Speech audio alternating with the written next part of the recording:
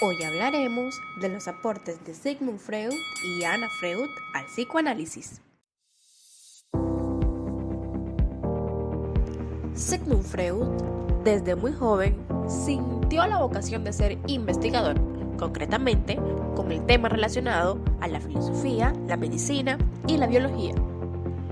Él no fue el creador del psicoanálisis, pero sí afianzó el desarrollo de esta teoría, por lo que fue considerado uno de los psicólogos más influyentes de la época y además de toda la historia.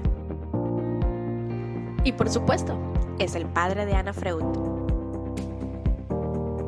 Pero, ¿quién era Anna Freud? Ella trabajó con su padre en el desarrollo de la teoría psicoanalítica, aunque destaca especialmente por haber suministrado las bases de campo de la psicología infantil, donde fue pionera de esta. La principal obra de Anna fue El yo y los mecanismos de defensa, y esta se ha convertido en el clásico de la psicología. Este libro describe cómo funcionan las defensas de las personas, presentando especial atención a los adolescentes.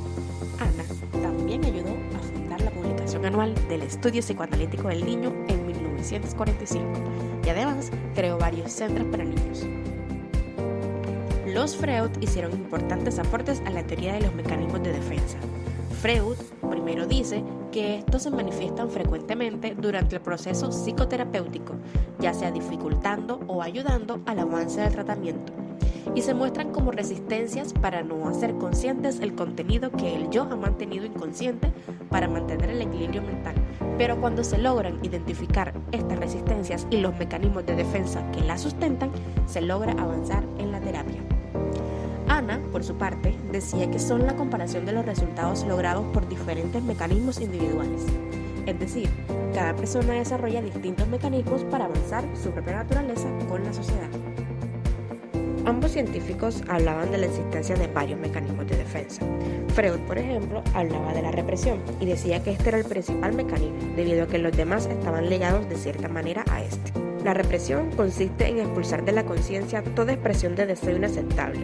Sin embargo, debido a la carga energética de estos, el aparato psíquico necesitará implementar otras estrategias con el fin de expresarlos, y el yo implementará sus estrategias defensivas para evitarlo. Anna, por ejemplo, hablaba de la represión también y decía que este era el proceso de un impulso o idea inaceptable que se torna inconsciente y la persona rechaza los recuerdos, pensamientos e ideas para mantenerlos en el inconsciente. Por otro lado tenemos la formación reactiva, que para Freud significaba adoptar un carácter totalmente opuesto al deseo inaceptable del cual se pretende alejar, por ejemplo, el trastorno obsesivo-compulsivo.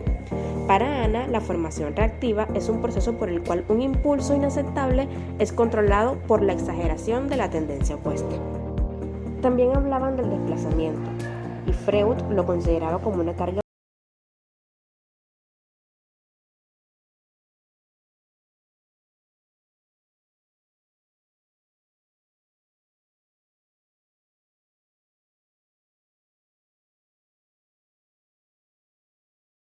en el pasado, y la fobia es un sustituto inofensivo y consciente, el cual se adhiere a la ansiedad que estuvo determinada en una fuente inconsciente.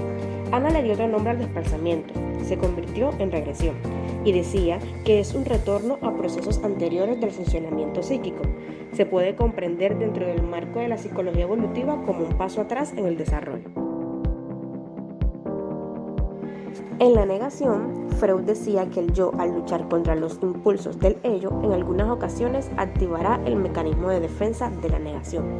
Anna llamó a este mecanismo anulación retroactiva y consideraba que era el proceso por el que una persona se comporta como si una idea anterior resultara amenazadora o no hubiera tenido lugar. Freud también hablaba de la anulación y lo consideraba como la manifestación del pensamiento en el cual se consideraba que una acción simbólica se logra revertir o anular con un pensamiento o acción inaceptable. Anna, por su parte, llamó a la anulación introyección, donde la persona coloca dentro de sí lo que en realidad está fuera. En este mecanismo de defensa, las amenazas del exterior se internalizan con el objetivo de internar o controlar su efecto en nuestra estabilidad mental. Anna agregó dos mecanismos más, primero la proyección y luego la sublimación. La primera se conoce como el proceso por el que una persona coloca fuera de sí o en otra persona sentimientos propios, mientras que la sublimación es un instinto derivado hacia un fin diferente, cuando un individuo sublima un instinto, sustituye su motivación y la dirige hacia una actividad más aceptada socialmente. Como conclusión, los principales mecanismos de defensa demuestran la condición natural de la psicología humana.